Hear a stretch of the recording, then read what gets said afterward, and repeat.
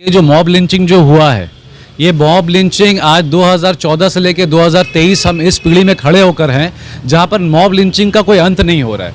और एक mob lynching नहीं है, मेरे ख्याल से साल में 100 से लेकर 200 मॉब लिंचिंग होते हुए आ रहा है। चाहे वो गाँव हत्या का हो, चाहे वो दाढ़ी का हो, चाहे वो जुमे की नमाज का हो, चाहे वो रास्ते में नमाज पढ़ने की हो, चाहे वो लुलू में नमाज पढ़ने की हो, कहीं ना कहीं मौत माइनॉरिटीज़ की हो रही है। मगर ये माइनॉरिटीज़ की मौत का जो जिम्मेदार है, क्या वो हिंदू है? नहीं।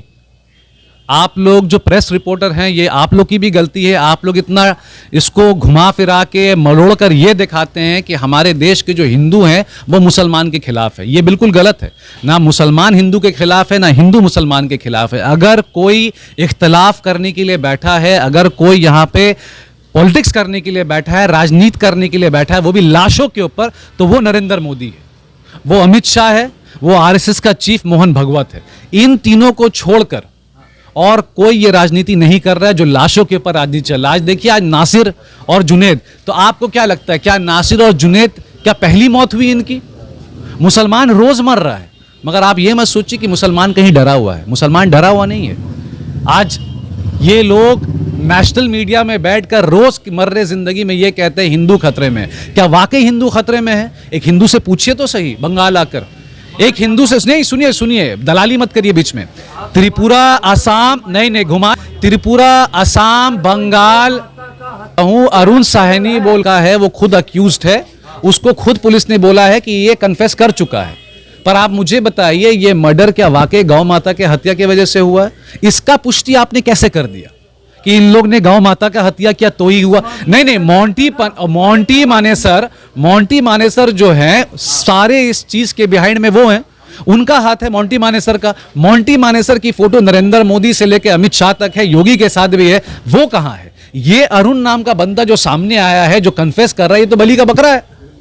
मगर आप मुझे ये बताइए, अगर आप खुद एक जर्नलिस्ट होकर आप बंगाल के धरती में खड़े हैं, आप खुद एक जर्नलिस्ट होकर ये कह रहे गौ माता का हत्या हुआ, आपके पास क्या प्रूफ है गौ माता का हत्या हुआ? आप वहां थे? नहीं, आप दलाली कर रहे हैं। आप लोग यहां पर बैठकर ये दलाली बंद करिए। ये दलाली करके आपको नरेंद्र मोदी कुछ नहीं देने वाले, अमित शाह कुछ नहीं देने वाले। हो सकता है आपका चैनल ही बंद करा दे। दलाली करके कुछ नहीं होने वाला। मुझे आप ये बताइए, मोंटी मानेसर कहाँ है? उसके अगेंस्ट एफआईआर क्यों नहीं हुआ? और पुलिस का सबसे बड़ा रोल ये है कि जब भी कोई गाड़ी के साथ, अगर गाँव, जिस गाड़ी में गाय माता होती, जिनको माता कहते हैं ये लोग, जब भी ये गाड़ी पूरा भर भर के पकड़ते हैं, तो ये सबसे पहले इन जैसे लोगों को इन्फॉर्म करते हैं कि हमने इस लोग को पकड़ा, आप अपार जा जाइए। आप कानून को नहीं, आप कानून को पीछे रखते हैं। हरियाणा की पुलिस ने क्या किया? कानून को पीछे रख के मोंटी मानेसर जैसे लोगों को, जो संगठन चला रहे हैं कि कोई भी अगर गौ माता की हत्या करेगा हम उसको मार देंगे, तो ये कानून है। ये कैसा रक्षा है? रक्षा करने के लिए संविधान बनाइए, आप पूरे इंडिया में इसका संविधान बनाइए कि बीफ बैन करिए, हमें कोई आपत्ति नहीं है। क्या मुसलमान ने बकवास, अभी आज के इंटरव्यू में बिल्कुल बकवास कर रहे हैं। रक्षा का मतलब ये नहीं कि आप इंसान को मारिएगा। रक्षा तो ये भी है कि जो लड़कियों का रेप होता है, रेपिस्ट को सजा दीजिए। कहां सजा हो रहा है? किसी को सजा नहीं हो रहा है। आज जो रेप कर रहे हैं, क्या उनको सजा हो रहा है? कहीं ना कहीं छूट जाते हैं, कहीं ना कहीं बीजेपी के टिकट से एमपी बन रहे हैं। वो कहने का मतलब ये है कि मुसलमान को क्या बीफ खाना जरूरी है? मेरा जवाब है ना, बिल्कुल जरूरी नहीं। आप इस संविधान के हिसाब से जाइए, कॉन्स्टिट्यूशनल वे को पकड़िए, कोर्ट में जाइए, आप ओवरऑल इंडिया में बैन करिए। मगर ये अल फकीर, अल मदीना और ये जितनी मुसलमान कंपनी है जो ब्राजील में, न्यूजीलैंड में, जो सबसे बड़ा एक्सपोर्ट डिवीजन है, एक तो अरुण जेटली का दामाद करता है, बीफ भेजता है यहाँ से। ये हकीकत पता है आप लोग को? 4 बीजेपी के नेता बीफ का एक्सपोर्ट करते हैं, जो ब्राजील जा रहा है, ऑस्ट्रेलिया जा रहा है, न्यूजीलैंड जा रहा है, मेक्सिको जा रहा है, कोलंबिया जा रहा है। आप ये नहीं पकड़ ले? एक गरीब अगर कहीं भी कुछ खा लेता तो उसको मार दिया जाता। मैं एक मुसलमान हूं, अगर मेरे सामने खड़े होकर अगर आप सुअर का गोश्त खा रहे हैं, आप खाइए। मेरा क्या हक होता है कि आपको मना करे कि भाई आप मेरे सामने मत खाइए? क्यों नहीं खाइएगा आप? कॉन्स्टिट्यूशनल राइट है, सेक्युलरिज्म है, आपको जो खाना है आप खाइए, आपको जो पहनना है आप पहनिए, आपको जो कहना है आप कहिए। आज मैं मुसलमान हूं, क्या करूं? जो सुअर का गोश्त खा रहा हूं उसको मैं कत्ल कर दूं सरेआम? क्या पार्कस्ट्रीट में सुअर का गोश्त नहीं मिलता? दिल्ली के बड़े से बड़े जगह में सुअर का गोश्त नहीं मिलता? मिलता है और मिलना भी चाहिए। क्या दिक्कत है? अब मैं आप क्या चाहते हैं कि अगर मेरे सामने कोई सुअर का गोश्त खा रहा तो क्या मैं उसको कत्ल कर दूं? हाँ या ना बताइएगा। क्या करना चाहिए? क्या मैं भी गौ रक्षा के नाम पर सुअर रक्षा करने लग जाऊं या मुसलमान रक्षा करने लग जाऊं? सबको संवैधानिक हक मिला हुआ है और सबके पास सब कुछ है, बट इसका मतलब ये नहीं है कि आप पकड़कर लोगों को मारने लगिए। This is not fair. ये कोई सेक्युलर का कोई हिस्सा ही नहीं है। हाँ, किसी की सेंटिमेंट अगर जुड़ी हुई है, मैं उसके साथ हूं। मेरे बहुत सारे ऐसे दोस्त हैं जो बीफ खाते, जो हिंदू हैं, और मेरे बहुत ऐसे दोस्त हैं जो बीफ तो दूर की बात है, चिकन तक नहीं खाते। हम उनके सामने, बीफ बहुत दूर की बात है, हम उनके सामने मटन चिकन कुछ नहीं खाते, क्योंकि वो सेंटिमेंट से जुड़ा हुआ है। अगर बात सेंटिमेंट की आती है, आपको इज्जत देना बहुत जरूरी है। उसी तरह जिस तरह अगर लुलू में नमाज पढ़ा गया था, आपने उसको हत्या साबित कर दिया। आपने कह दिया कि आतंकी हरकत है, यहां पर लुलू में नमाज पढ़ा जा रहा है। मगर वही लोग जब पठान के मूवी के रिलीज में अहमदाबाद जैसे जगह में, गुजरात और दिल्ली और बॉम्बे जैसे जगह में 3-3 मॉल को तोड़ दिया गया, आप तब कहां थे?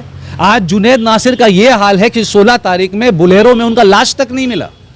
बोटी बोटी अब उनको स्केलेटन ढूंढा जा रहा है, लाश तक नहीं मिल रहा है। अब ये होगा, सिनॉप्सिस होगा, ये बताया जाएगा कि ये जुनैद थे कि नासिर थे। अब कहीं कल को ऐसा ही नहीं हो कि जुनैद नासिर मरे भी नहीं। हो सकता है ये बता दिया जाए जुनैद नासिर कहीं भाग गए, ISI ज्वाइन कर लिए, पाकिस्तान को ज्वाइन कर लिए, ईरान कुवैत को ज्वाइन कर लिए होंगे, ये मौत भी खत्म हो जाएगा। मगर मोंटी मानेसर, अगर जुनैद नासिर ने गांव हत्या किया तो मोंटी मानेसर को किसने हक दिया कि सरेआम उनको जला दिया जाए बुलेरो में? तो ये सरासर 24 का इलेक्शन का सारा तैयारी। अभी आप देखिएगा, नए नए भगवान पैदा होते हैं। अभी सबसे बड़ा भगवान हिंदू का धीरेंद्र शर्मा है, जो बैठकर, हाँ, धीरेंद्र शास्त्री, जो बैठकर ये बता देगा, आपको फ्यूचर बता देगा। मगर वो अपना फ्यूचर नहीं बता रहा है कि जिसकी बहन ने मुसलमान से शादी की है। ये आपको पता था? ये खबर मैं आपको दे रहा हूं। धीरेंद्र शर्मा और शास्त्री जो है, उनकी एक बहन लगती हैं, उनकी शादी मुसलमान से। पर मुझे इससे कोई इख्तलाफ नहीं है, मुझे उससे कोई तकलीफ नहीं। मैं तो बिल्कुल सीना चीर कर, दिल बड़ा करके कह रहा हूं, अगर कोई मुसलमान लड़की हिंदू लड़के को प्यार करती है, ये उसके संविधान की बात है और प्यार करना भी चाहिए। क्यों नहीं प्यार करेगी? मगर आज अगर स्वरा भास्कर ने फरहान से शादी कर लिया तो लव जिहाद हो गया। मगर आमिर खान की बेटी ने एक हिंदू से शादी कर लिया तो वो घर वापसी है। ये कैसी, ये कौन सी बात हो गई? ये कौन सा सिलसिला चल रहा है कि आप खाएं तो पिगड़ा, हम खाएं तो गू? ये कौन सा तरीका है? ये ऐसा नहीं होना चाहिए। तो अगर बैंड, अगर सुनिए, इसको अगर बैंड कर दिया जाएगा तो 2024 का इलेक्शन मोदी बाप बाप करके भी नहीं जीत पाएगा। अमित शाह अगर नंगा हो जाएगा तब भी नहीं जीत पाएगा। योगी अगर अपना गिरवा उतार जाएगा तब भी नहीं जीत पाएगा। सुन लीजिए, तो ये गांव रक्षा का जो एक प्रोटेक्शन जो चल रहा है, जो ये पूरा स्कैम चल रहा है, ये रहेगा और ये बिल्कुल संवैधानिक नहीं है। मुजाहिद, मैं वसीम से भी कह रहा हूँ, वसीम भी यहाँ है, सब हैं, ये बिल्कुल संविधान नहीं है।